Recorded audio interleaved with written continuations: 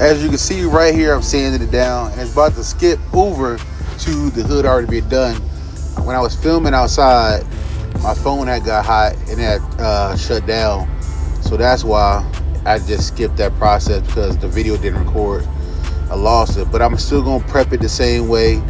I'm gonna hit it with a degrease later on the video. I'm gonna blow it off right there to get off. And the reason I'm gonna blow it off is so I get all the pieces of the metal I shaved off the hood, the leaves, the dirt, the grime, you know, just the years of buildup, everything in those little nooks and crannies under open parts in the hood where dirt can get trapped in. So you want to make sure you get all that out so it doesn't affect your paint job.